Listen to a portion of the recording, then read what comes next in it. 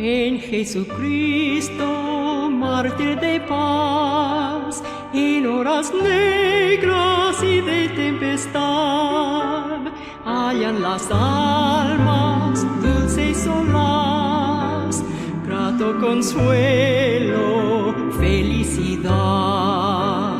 Gloria cantemos al Redentor, que por nosotros quiso morir, y que la gracia del Salvador siempre dirija nuestro vivir.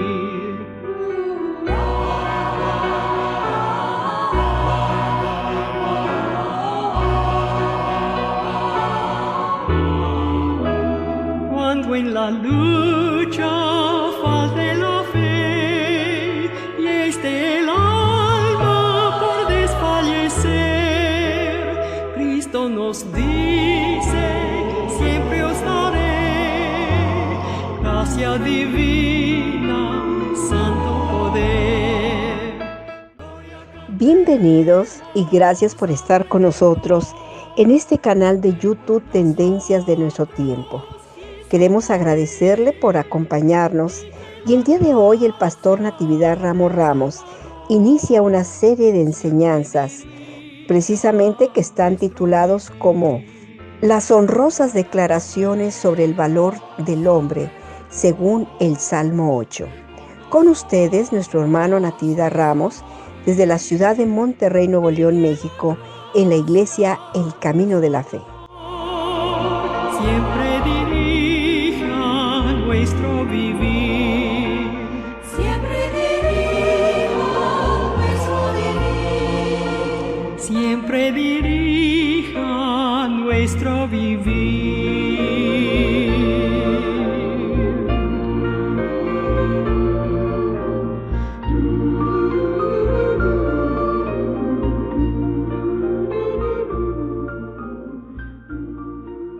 Pero vamos a abrir nuestras Biblias. Lo que voy a hacer ahora es, voy a empezar una serie de mensajes, como acostumbro. Y voy a empezar con el hombre. ¿Qué es el hombre? Y veamos cómo lo construyó Dios y le dio vida de calidad. Pero luego de repente a ese hombre con calidad de vida lo encontramos hecho una piltrafa. Y gritamos en nuestro corazón: ¿qué le pasó a este? ¿Por qué? Si lo construyeron exitoso, ¿qué le pasó? Y entonces aparece el segundo tema, el pecado. Y luego el arrepentimiento. Y luego la redención. Y luego el tema de la salvación. ¿Sabe por qué? Yo sé que muchos de ustedes pues lo oyeron hace años. Y yo sé que se lo aprendieron de la A a la Z, ¿no? Que no se les olvidó nada. Lo saben todo. Porque me interesa, porque eso lo estamos subiendo a internet. Y hay mucha gente que ni la A por lo redondo sabe de lo que es la doctrina de la salvación. La redención es una palabra más hermosa que la doctrina de salvación, porque es como lograron nuestra salvación. Capítulo 8, Salmo capítulo 8, versículo desde el 13 en adelante. Cuando veo tus cielos, obra de tus dedos, la luna y las estrellas que tú formaste, digo, ¿qué es el hombre para que tengas de él memoria? Y el hijo del hombre que lo visites. Pues le has hecho un poco menor que los ángeles, y coronástolo de gloria y de lustre. Hicístelo enseñorear de las obras de tus manos. Todo lo pusiste debajo de sus pies. Hasta ahí. Padre eterno, te estamos rogando esta tarde que nos ayudes para reflexionar de manera apropiada con este tema. Permíteme, Señor, que lo haga bien y que en el corazón y el entendimiento de mis hermanos tengan razón de ser y se convierta en un tesoro de sus pensamientos. Amén. Muy bien, mis hermanos. Decía yo en una ocasión que a través de 58 años de ministerio, porque yo decía que 57, pero hubo alguien que sí sabía hacer cuentas y me dijo son 58. En esos 58 años me ha tocado abordar temas muy diversos. muy diverso acerca de esta fe sublime de la persona de Jesucristo, como lo es la doctrina del pecado, el arrepentimiento evangélico, donde el arrepentimiento evangélico se basa no en el mero llorar, sino en reconocer que es pecador y que ha ofendido a Dios y que tiene conflicto con la justicia divina, pero que llega a entender que el Señor Jesús murió en la cruz en pago de sus pecados, y que si él lo invoca pidiendo perdón por sus pecados, le darán perdón y nueva vida. Alabado sea Dios. O el tema de la encarnación, o la insuperable grandeza de la doctrina de la redención. Esta última nos habrá de llevar al tema de qué cosa es la salvación. Estoy mencionando a síntesis. Así que ha sido una larga sucesión de años, pero uno de esos temas causa alarma y rechazo. Decirle al hombre que hay un juicio pendiente del que no se puede escapar, que la justicia divina habrá de llamar a cada hombre para que dé cuenta de sus pecados, exigiéndole. ¿Por qué razón? Porque la vida no es de su propiedad, la vida propiedad de Dios. Digo, porque si fuera de su propiedad usted no se moría, pero si se muere es porque alguien es el dueño y recoge la vida. Como dijo el apóstol Pablo a los gentiles griegos: señores, Dios ha establecido un día en el cual juzgará al mundo con justicia. Hechos 17:31. Pero esa declaración implica, fíjese bien, ¿qué implica? Que Dios va a juzgar al hombre. Pues que es capaz de ser responsable, o sea, que le aplican responsabilidad de lo que haga con su vida. Esta declaración echa por tierra la tan socorrida expresión que dicen: mi vida es mi vida y yo hago lo que quiero con ella. En un mensaje que yo predicaba hace un poco tiempo, yo decía que es muy común que el creyente diga: bueno, pero es un creyente y no se le permite el pecado. Oye, este otro, no, ese es inconverso. Pues qué apreciación tan absurda. Ni el creyente ni el no creyente tiene derecho a pecar, porque nos compraron con su sangre preciosa. Alabado sea Dios. Alabado sea Dios.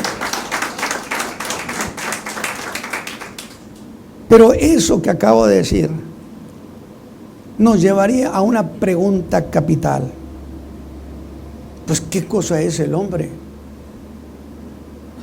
Para que hayan muerto incluso para salvarlo de sus pecados. ¿Qué cosa es el hombre? Que Dios hizo una operación salvadora para él, que mandó a su Hijo a rescatarnos y rescatarnos de una condición eterna, responsabilidad que el hombre no puede evadir. Estas cosas hace mucho que ya nos enseñan y se predican. Porque aun si el hombre muere pensando que se resolvió el problema, porque ya se murió, como luego se dice: pobre hombre, ya se murió, ya está juzgado de Dios, ya se arregló el problema. Mi Biblia dice que hasta ahorita no ha habido un solo juicio. Nadie ha sido juzgado, porque Dios ha establecido un día en el cual juzgará al mundo con justicia. Y la Escritura le cerraría el paso a ese que piensa que ya se murió, ya no hay problema. Le cierra el paso para demostrarle que no se puede escapar de la justicia divina. Porque si se muere lo resucitan. Oye, qué sorpresa será para Caín resucitar miles de años después. Yo no sé no me imagino cómo ha de ser. Porque los va a resucitar para culparlos, para juzgarlos de sus pecados. Entonces yo digo, no existe manera de escapar, solo hay una manera de escapar y ese es Cristo Jesús. Alabado sea Dios. Sí, pero ¿quién garantiza que van a resucitar las gentes? Pues ¿quién garantiza eso? Cristo. Porque si uno solo entre millones de muertos resucita, significa que sí existe la resurrección. Alabado sea Dios. Y Cristo se levantó entre los muertos.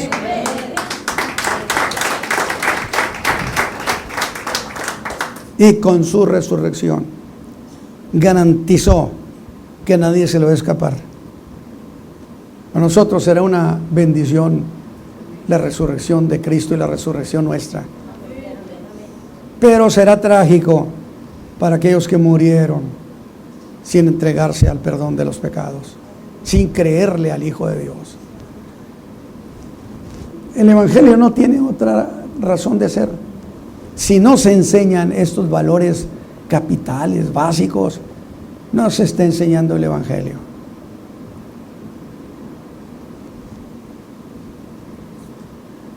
Porque si uno resucitó, que es Cristo, la lógica nos dice, ¿por qué no van a resucitar los demás? ¿O tiene razón? ¿Es razonable? Espéreme.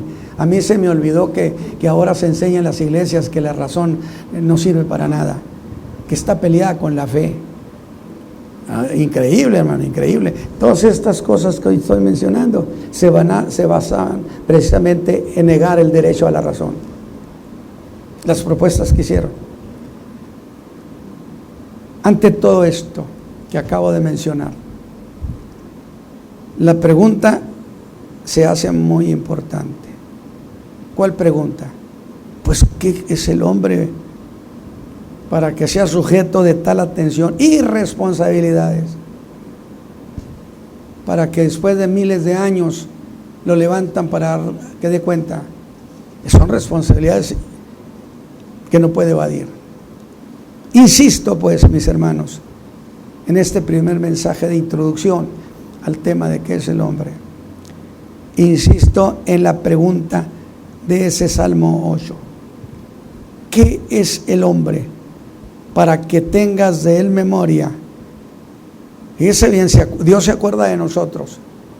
Que el soberano, el dueño del universo, el creador de todas las cosas, nos tenga en mente. Pues para mí es una gran cosa. Bueno, para mí, que no sé, para ustedes. Y yo le agradezco a Dios que se acuerde de mí. Alabado sea Dios. Alabado sea Dios. Lo que yo siempre he dicho es para estar de manteles largos. Dios me conoce desde la eternidad. No soy un recién llegado. Maravilloso eso. Hermana Hermila, no somos unos recién llegados. Él es nuestro Señor y Salvador desde la eternidad misma. Alabado sea Dios. Me conoció desde entonces.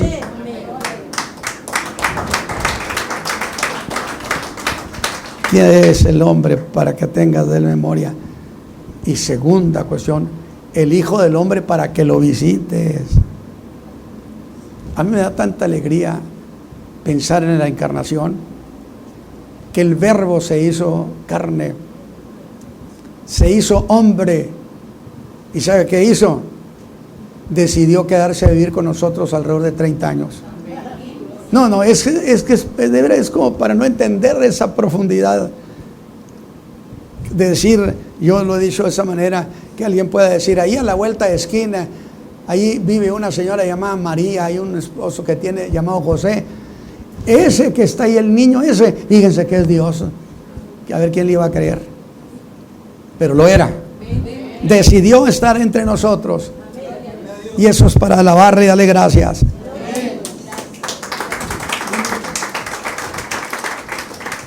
Pero no solo eso. Fíjese la dignidad con que nos favoreció. Nos hizo un poco menor que los ángeles. Nosotros, como seres humanos, somos inferiores a los ángeles. Y un inferior no le ordena a uno que es mayor, ¿o sí? ¿Por qué entonces yo le puedo ordenar a un demonio y tiene que obedecerme? porque soy mayor que ellos en Cristo Jesús. Alabado sea Dios. Sin Cristo no, pero en Cristo que tengo jerarquía y mayoría sobre ellos. Alabado sea Dios. Nos coronó de gloria y de lustre. Nos hizo ilustres. Qué coraje el de Satán, ¿verdad? Fíjense ustedes que yo siempre he dicho que Dios tenía un viejo sueño de reinar entre los hombres, poner su trono y reinar Él personalmente. Pero resulta que el diablo se quiso adelantar y copiarle, y que puso un reino. Sin embargo, cuando viene aquella gran tribulación, el anticristo reinará en la tierra. Pero yo digo una cosa, le preguntaría a Satán: ¿qué te pasa? ¿Por qué no fuiste tú personal a reinar? Dijo: es que no puedo. Y no, ¿por qué no puedes? Porque no puedo hacerme hombre. Alabado sea Dios. Y entonces, ¿qué has hecho?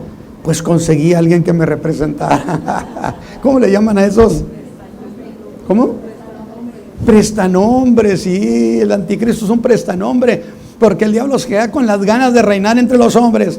En cambio, Cristo Jesús, el verbo que se hizo carne, volverá para reinar personalmente entre los hombres. ¿Verdad que es hermoso este pasaje?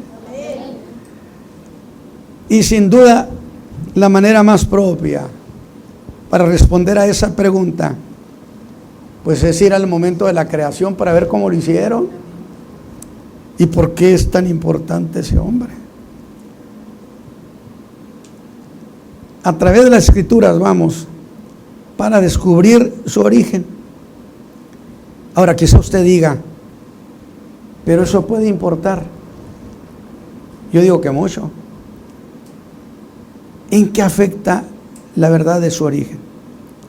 Importa tanto que puedo decirle que entender su origen es cuestión capital para entender las razones de la fe. Porque todo el Hijo de Dios lo hizo para rescatarnos. Pero ¿sabe qué? Para rescatarnos, ¿sabe? Déjeme decirle esto.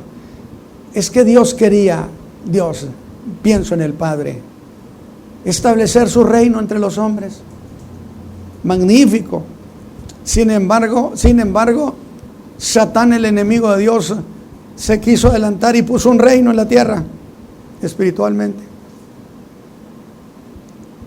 pensando que ya no lo podían quitar. Pero un día el Hijo de Dios dejó su trono, se hizo uno de nosotros, entró al territorio de las tinieblas de hostilidad, venció a Satán y nos rescató para su reino. Alabado sea Dios. Y entonces, cuando venga el tiempo que Jesús tenga su segunda venida, Él va a reinar personalmente, vivirá en Jerusalén. Por eso digo que la segunda venida tiene que ser como la primera. ¿Y cómo fue la primera? Pues que vino a vivir con nosotros. ¿Cómo debe ser la segunda? Que vuelve a vivir por 1000 años. Alabado sea Dios. Alabado sea Dios. Es una cuestión capital entender su origen. Por eso, a mí me intrigaba mucho cuando era un joven predicador. Bueno, sigo siendo un joven, pero digo joven predicador. Tenía yo unos 18 años.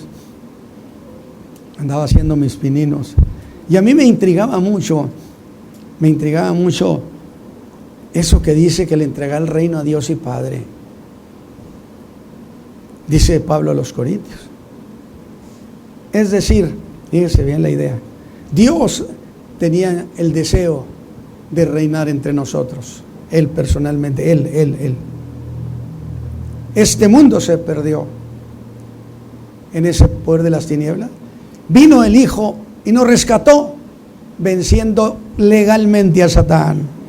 Es como me gusta. Él no puede discutir nuestra salvación porque Cristo pagó legalmente nuestro precio. Alabado sea Dios. Y Cristo Jesús, oiga, se lleva 1000 años reinando. que no estarán contentos los reyes de la tierra, porque luego se dice que los reyes son filántropos y quieren mucho a quien sea que no. Bíblicamente los más grandes enemigos de Cristo han sido los reyes de la tierra, porque casi es una ley que todos esos niveles tienen que ser satánicos. Claro que no va a salir en el periódico, por supuesto. Y entonces, como Dios quería, el Padre quería un reino para sentarse entre los hombres. Qué gran cosa, ¿verdad? Que nos honrara de esa manera. Y resulta que Cristo conquista el reino, establece su reino, 1000 años, y luego le habrá de decir: Padre, te entrego tu reino. Alabado sea Dios, lo rescaté y te lo estoy entregando. Amén. Tampoco no es una maravilla. Pero si el hombre, a lo mejor me estoy adelantando, pero si el hombre es producto de la naturaleza, en ¿cómo le llaman? Una explosión que hubo en no sé en qué parte del universo. Digo, a veces no se resuelven los problemas locales, pero se sabe que en el universo, en tal parte, el Andrómeda estalló y que quién sabe qué. Bueno, el hombre en su locura piensa ser sabio. O que a lo mejor es producto de alguna energía. Y si el hombre no es creación de un ser moral al que llamamos Dios, entonces pues haga con su vida lo que quiere, que no tendrá ninguna consecuencia. A nadie tendrá que rendirle cuentas, porque eso es producto de una energía, producto de la naturaleza. Pero si el hombre es un diseño y creación de un ser moral eterno, entonces las cosas cambian radicalmente. Ese hombre sí tiene a quien darle cuentas. Alabado sea Dios. Porque Él nos hizo y además nos compró. Cuando era un joven predicador, había una como dijera, ¿cómo? Una ilustración para hablar acerca del hombre. Era de un barquito. Y es muy antiguo, tiene como 60, 70 años, todavía más. Que hizo un barquito precioso. Y resulta que un día se le perdió el barquito. Y por lo que usted quiera, lo halló a alguien y se lo llevó a una tienda donde los vendían. Y el chamaco, pasando por los estantes ahí, los aparadores, reconoció su barquito. Y entonces, ¿qué hizo? Se mete a la tienda. Y por cierto, busca pagarlo. Y cuando recoge su barquito, dice: barquito 2 veces mío, porque te hice y luego también te compré. Y el Señor puede decir: miren nomás, hombre, mujeres, 100% míos, porque los hice y también los redimí.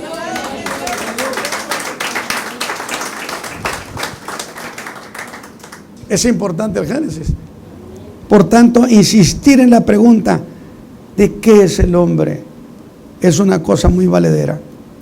Bueno, si así es, entonces vayamos al Génesis, donde el hombre entra a escena.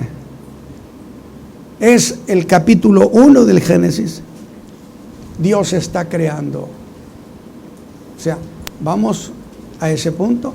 Dios está creando. Y según el verso 3, usa una fórmula: sea. Dijo Dios: sea la luz.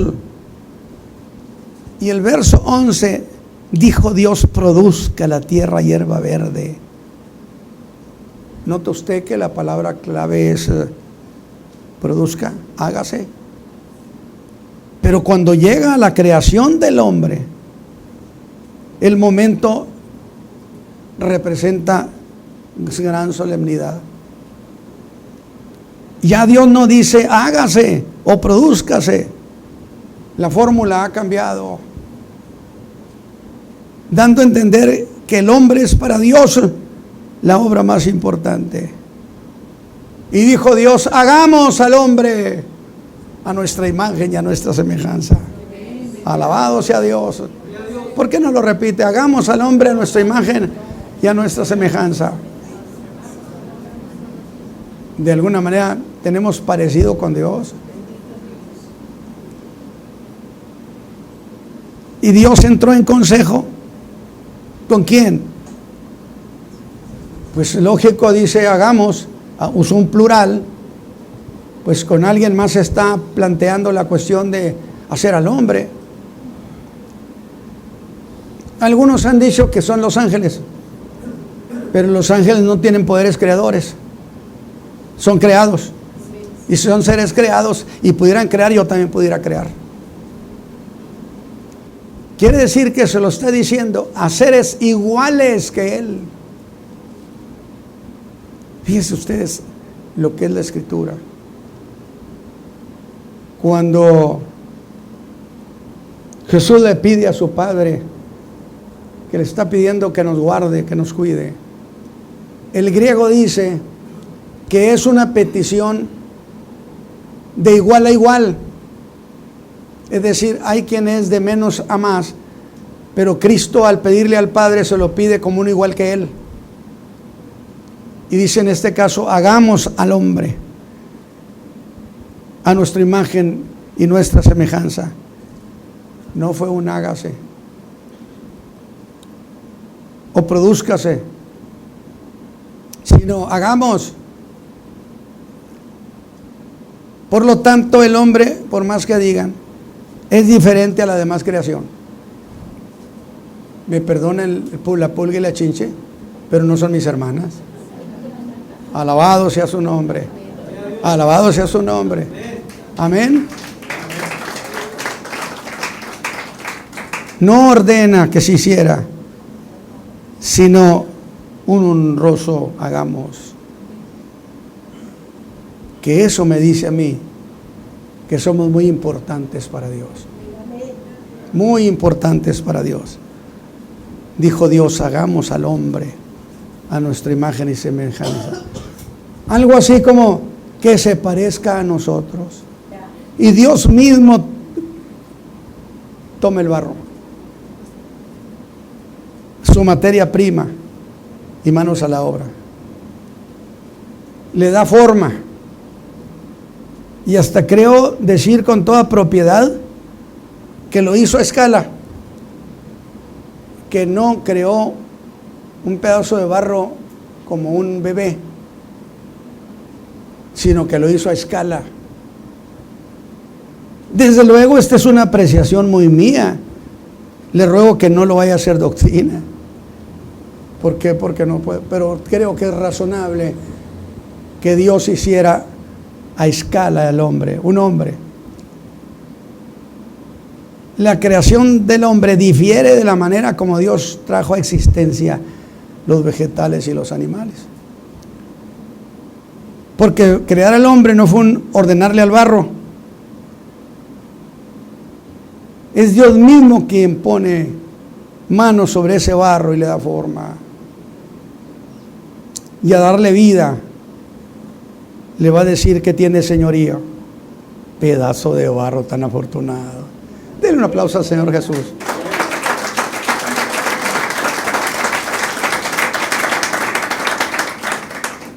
Y le va a dar señorío sobre toda la tierra,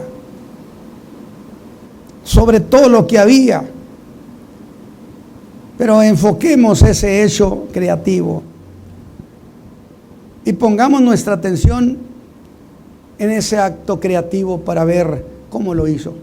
Porque estamos diciendo, pues, ¿qué cosa es el hombre? ¿Y de qué lo hizo? Que adquirió por ese mismo hecho señorío, dignidad y responsabilidad. No dijo Jesús que éramos la joya de gran precio.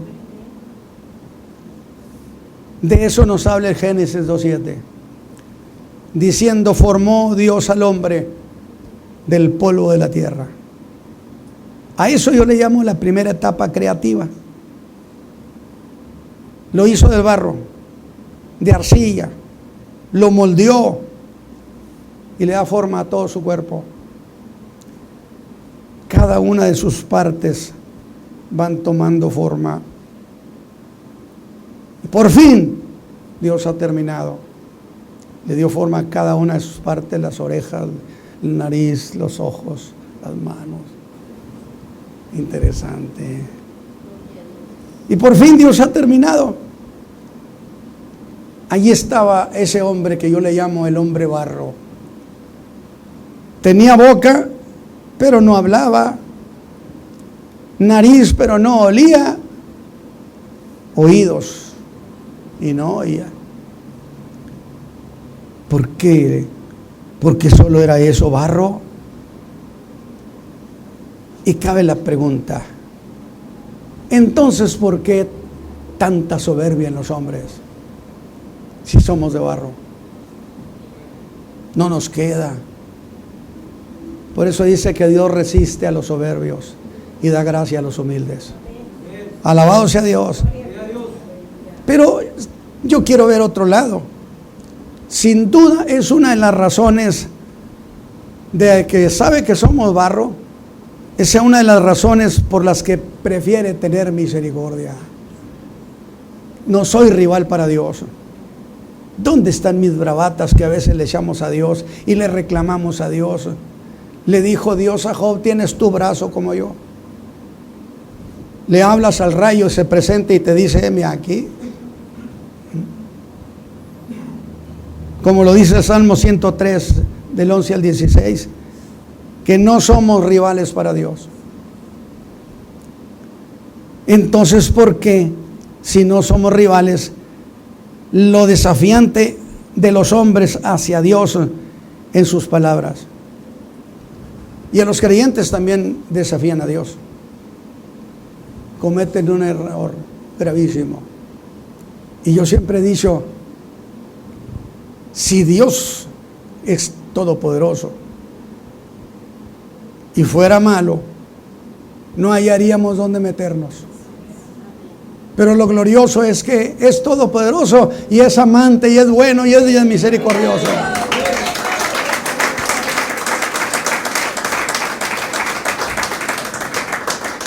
Y es precisamente esa consideración que confunde a los hombres, el que Dios tenga paciencia. De allí lo que dice la Escritura de parte de Dios, porque no se ejecuta luego sentencia, el corazón de los hombres está confiado. Como dice el Salmo 51, 21, estas cosas hiciste, le dice Dios al hombre, y yo he callado. Pensabas que yo era como tú.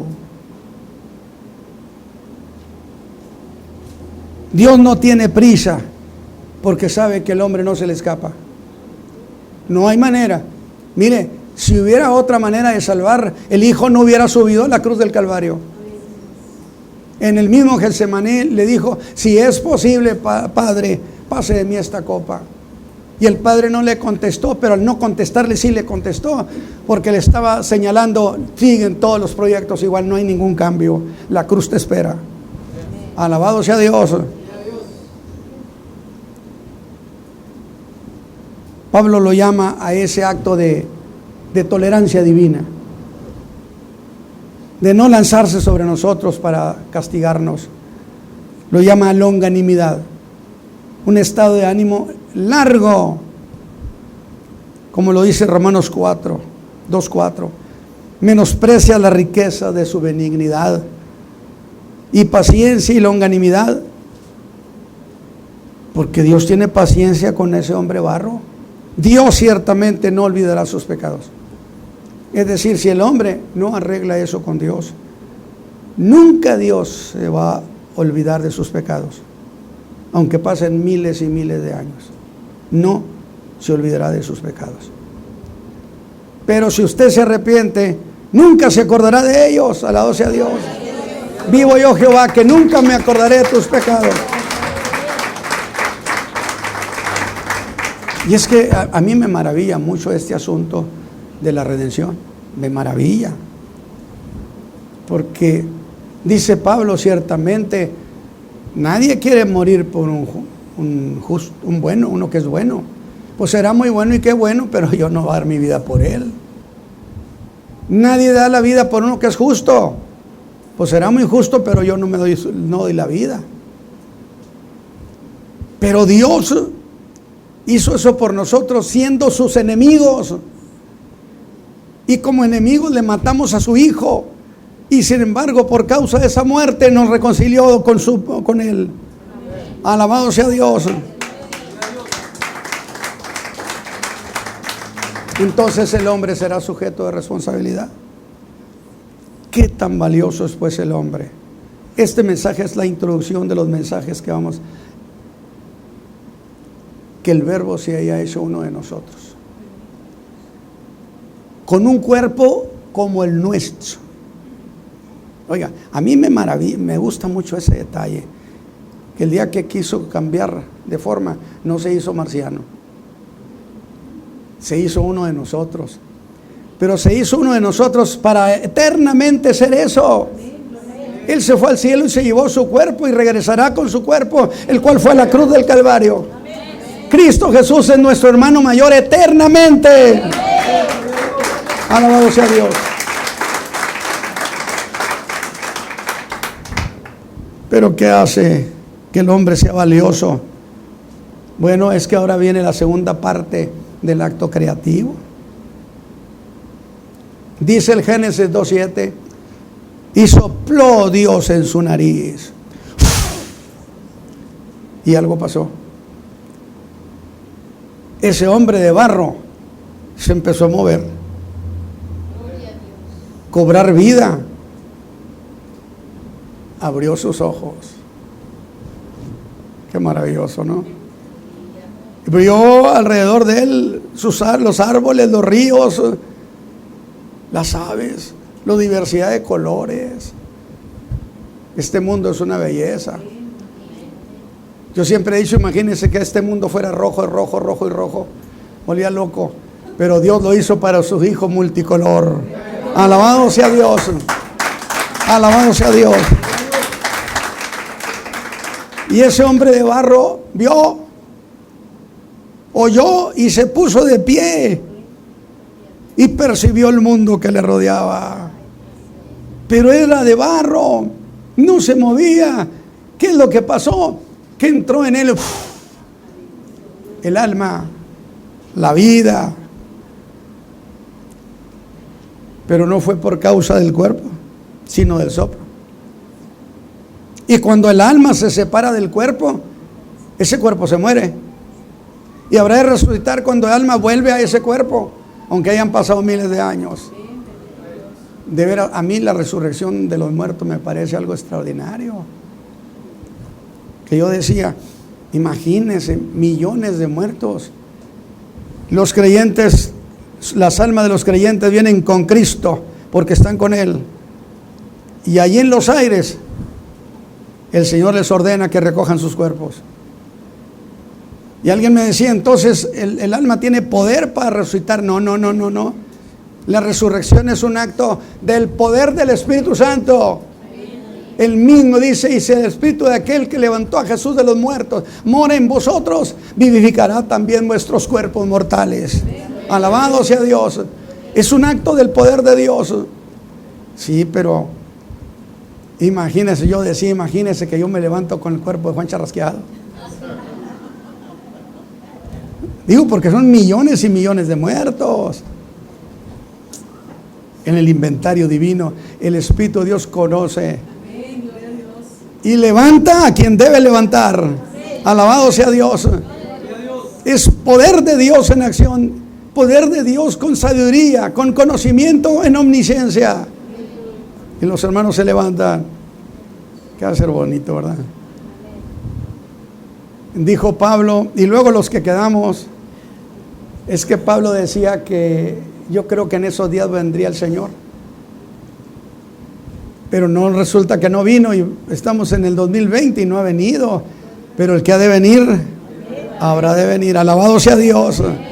Dé un aplauso al Señor Jesús.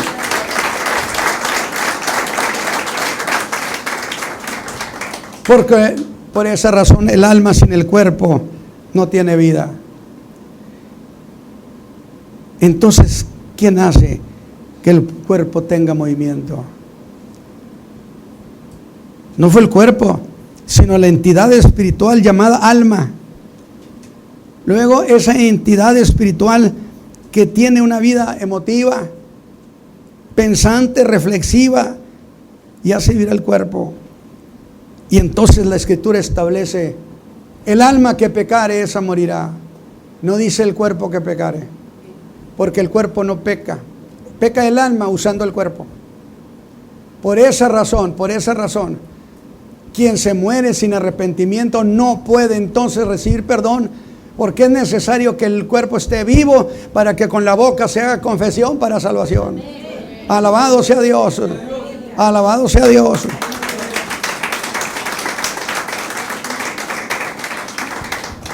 Como el alma usa el cuerpo para pecar, ha de usar el cuerpo para pedir perdón. Y el cuerpo tiene que hacer confesión, pero es el alma a través del cuerpo.